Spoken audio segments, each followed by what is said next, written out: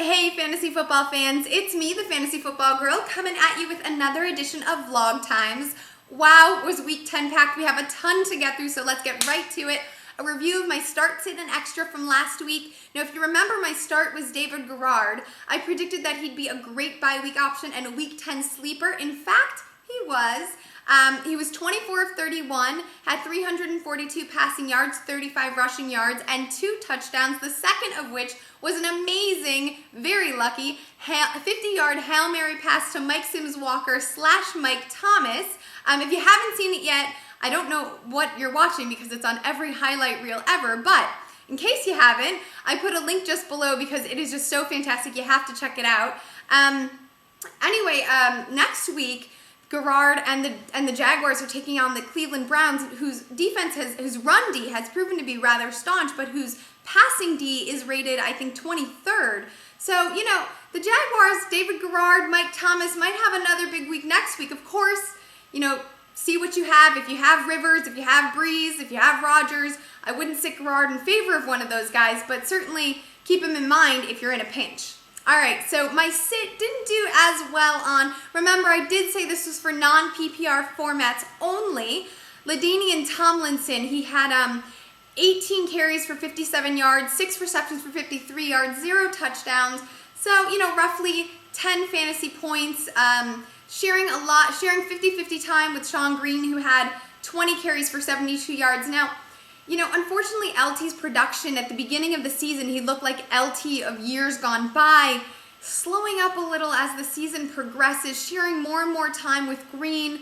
So if you have a non-PPR league, because obviously in PPR leagues he does see that passing game, so it's a different story there. But I just think you need to manage your expectations here going forward with LT, unfortunately, because I was really rooting for the guy.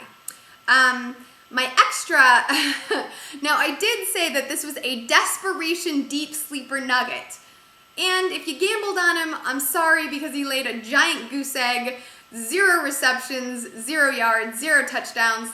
Still, I think as fantasy enthusiasts and experts, or whatever you want to call us, it is important to be educated week to week and put out names that nobody else is thinking of. Ajiro Tutu in San Diego 2 weeks ago is a perfect example of something like that. It can happen. Didn't this week. You picked him up. My bad. I'm really sorry. If it makes you feel better, I didn't pick him up. All right, so moving on to bust bombs and bonuses. My bust this week is Michael Turner. Oh my goodness, watching my Twitter stream while the Atlanta-Baltimore game was going on was both hilarious and heartbreaking. 17 carries for 39 yards, 0 receptions, 0 touchdowns. So much for the Baltimore run D being overrated and inflated. They certainly stopped Turner and Snelling, who didn't see much on the ground but did get more involved in the passing game. He had 6 receptions for 56 yards and that touchdown. From here going forward, I just think you have to, if you're a Turner or a Snelling owner, you just have to look at the matchup. And if there's a staunch run D, Snelling becomes a much more viable option. Of course, he's not an automatic must-play. Hardly anyone in this league is. But again, in terms of matchups, he's definitely gaining some value against a much tougher run D.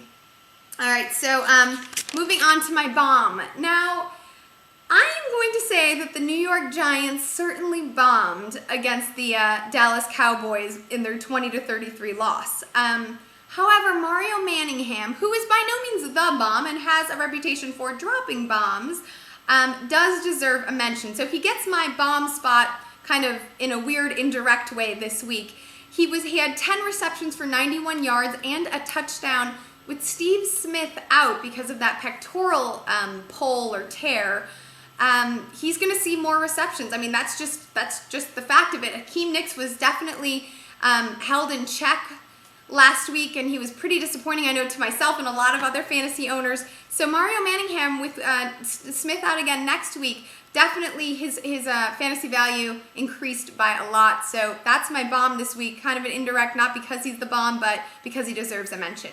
All right, so my bonus this week. Now, everybody, rightfully so, is talking about Michael Vick, and he was amazing last night. However, Keelan Williams, I think, ends up being my bonus because, Michael Vick wasn't a bonus. He was miraculous. A bonus is a wow out of nowhere. Michael Vick's not out of nowhere. So Keelan Williams, running back for the Redskins, back up to Portis and Terrain. Now, Terrain was actually expected to play, but re-injured that hamstring during warm-ups. So Williams saw all of the action, 16 carries for 89 yards, 4 receptions for 50 yards, 3 touchdowns. He also scored against Detroit 2 weeks ago.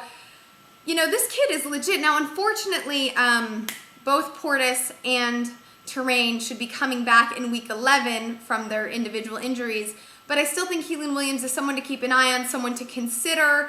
If you're in a dynasty league and you like gambling, I don't know if I do that, but still, I definitely think he deserves a mention as well. So that is it. Bust, bombs, and bonuses. Keep your eye out for 1 for the money, 2 for the show, and 3 to let go. Have a great week, and I'll see you guys soon.